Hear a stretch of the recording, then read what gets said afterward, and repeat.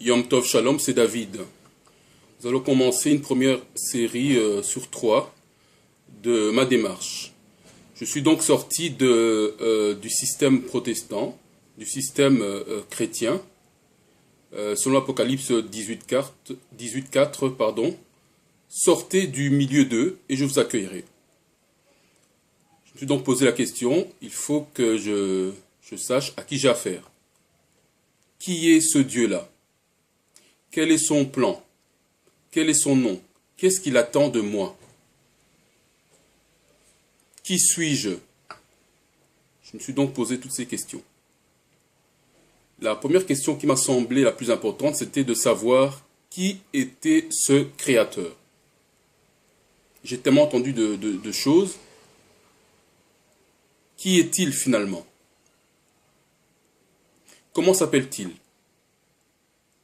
Ma référence, c'est la Bible. J'ai donc puisé dans la Bible, cherché pour savoir à qui j'avais affaire. Et je suis tombé sur Exode 3.14. Je vais lire Exode 3.14 qui dit: Alors Dieu dit à Moïse ou Moshe, je suis celui qui est, ou je suis ce que je suis. Puis il ajouta, voici que tu diras aux Israélites, je suis m'a envoyé vers vous. Première indication, il donne son nom à Moïse. Il dit qu'il s'appelle je suis ce que je suis, ou en hébreu, Herié, Asher Herié. C'est son nom. Alors, tous les autres attributs utilisés comme Dieu, Seigneur, ce n'est pas le nom de Dieu. Ce sont certes des attributs. Par exemple, Dieu veut dire maître, Seigneur veut dire honneur, majesté, dignité. Ce sont certes des attributs, mais ce n'est pas son nom. Son nom, c'est je suis. Ou Yah, en hébreu.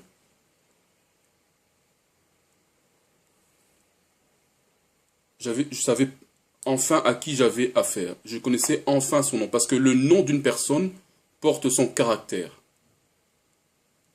Il est. C'est tout. Il ne devient pas, il n'était pas, il est. Voilà son nom. Voilà ses attributs. Ensuite, après avoir connu son nom, je me suis posé la question de savoir quelle était sa volonté. Que voulait-il des hommes? Qu'attendait-il des hommes? J'ai encore cherché dans la Bible, et là, je suis tombé sur Deutéronome 6.5. Je vais lire Deutéronome 6.5.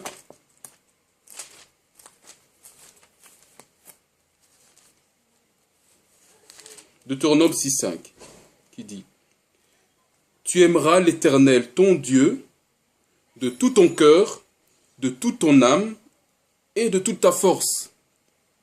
Voilà ce qu'il attend des hommes. Il attend des hommes de l'amour. Pas l'amour selon les hommes, pas l'amour émotion sentimentale, mais de l'amour comme défini par lui-même dans sa parole.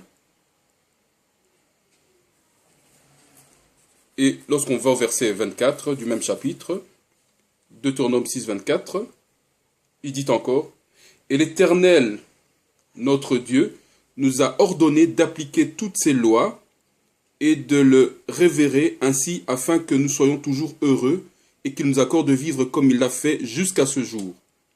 Donc, il attend de nous non seulement de l'amour, et cet amour se manifeste comment? Par l'obéissance à ses lois, l'obéissance à ses statuts et l'obéissance à ses commandements. Il faudra encore définir quels sont ces statuts, quelles sont ces lois et quels sont ces commandements-là, pour pouvoir y obéir, bien entendu.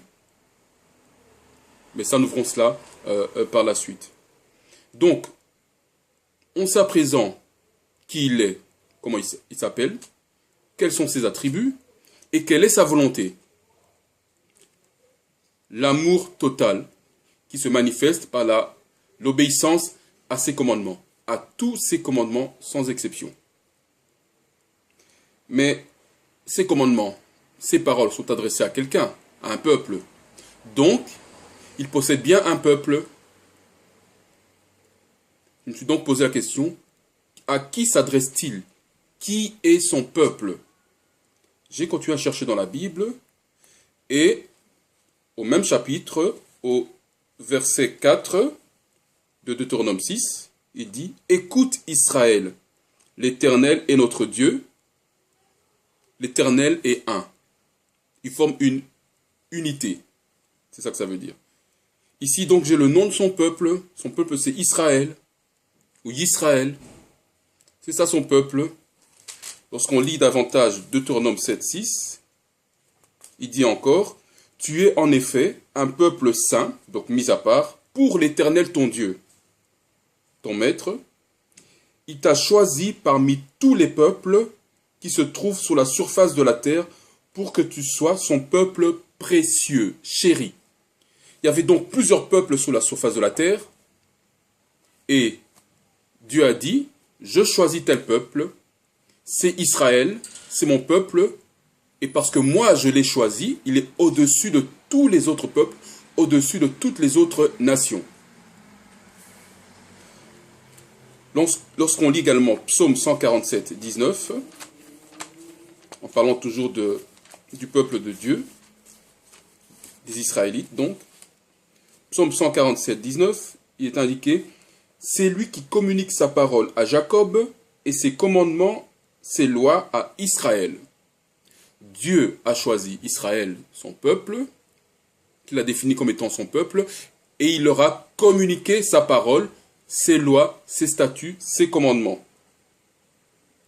À Jacob, Jacob qui est Israël. Nous verrons par la suite qu'il a changé de nom. Nous pouvons terminer au sujet de son peuple par 1 Pierre 2, 9.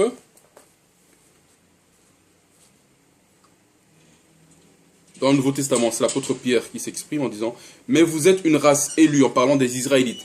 Vous êtes une race élue, une communauté des rois prêtres, une nation sainte, un peuple que Dieu a libéré pour que vous célébriez bien haut les œuvres merveilleuses de celui qui vous a appelé à passer des ténèbres à son admirable lumière. Une nation de rois prêtres, un peuple mis à part, une race d'élus. C'est cela, son peuple. C'est cela, Israël. Nous savons qu'il a un nom, qu'il a une volonté, qu'il a un peuple, mais on peut se poser la question, pourquoi? Quel est son objectif? C'est quoi son but au juste? Je me suis posé la même question. Encore une fois, j'ai plongé dans la Bible pour savoir ce qu'il en était. Et là, je suis tombé sur Jean 3,16, où Jean 3,16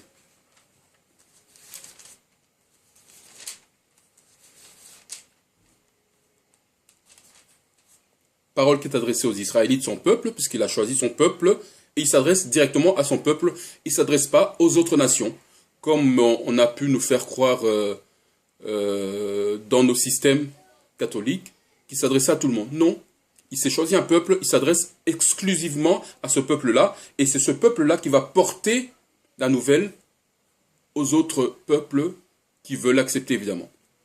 Jean 3,16, Dieu s'adresse aux Israélites. Oui, Dieu a tant aimé le monde qu'il a donné son Fils unique pour que tous ceux qui placent leur confiance en lui échappent à la perdition et qu'ils aient la vie éternelle. C'est une parole adressée aux Israélites. Quand on parle de Dieu a tant aimé le monde, c'est le monde des Israélites. Nous savons qu'il y a différents mondes. Là, c'est le monde des Israélites, afin que tous ceux d'entre les Israélites qui croiraient en lui soient sauvés, qu'ils aient la vie éternelle. C'est cela, c'est de cela qu'il s'agit. Son objectif, c'est sauver son peuple. Sauver les Israélites. C'est cela même l'objectif de Dieu. Réconcilier son peuple avec lui-même. On se pose la question à présent, c'est bien, on sait qui il est, on connaît son nom, on connaît ses attributs, on connaît sa volonté, on connaît son peuple, on connaît son objectif, c'est réconcilier son peuple avec lui. Une autre question se pose, comment va-t-il faire pour réconcilier son peuple avec lui? Quelle est sa stratégie? Quelles actions a-t-il mis en œuvre? J'ai toujours continué, parce que c'est ma référence, à fouiller dans la Bible, à rechercher quel était son plan. Comment comptait-il s'y prendre? Luc 1, 30 à 33. Nous avons la réponse. Premier chapitre de Luc.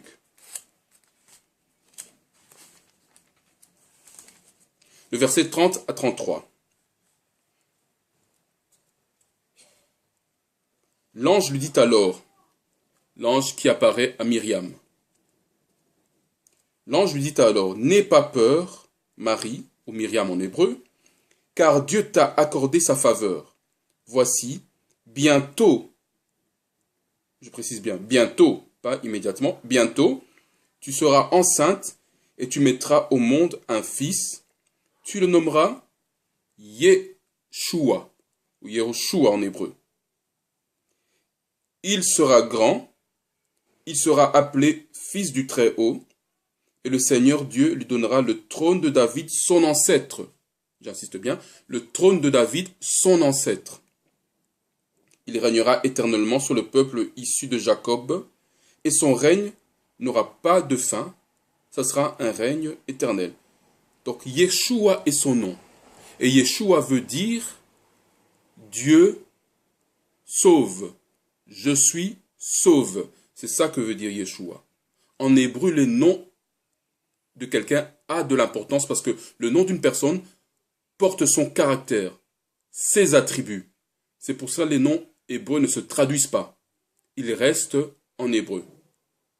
Du reste, Jésus n'est pas la traduction du mot hébreu Yeshua. C'est une translittération. Or, dans une translittération, le sens est perdu. Je prends l'exemple. En anglais, bonjour en anglais, lorsqu'on traduit bonjour en anglais, on dit good day. C'est la traduction de bonjour en anglais. Si je dis que bonjour en anglais, c'est bonjour, et que je parle l'anglais avec un accent, j'utilise le mot français avec un accent anglais, nous sommes d'accord, ce n'est pas la traduction du mot. C'est également la même chose avec Jésus et Yeshua. Yeshua, donc Jésus n'est pas la traduction de Yeshua. Nous continuons dans la deuxième partie.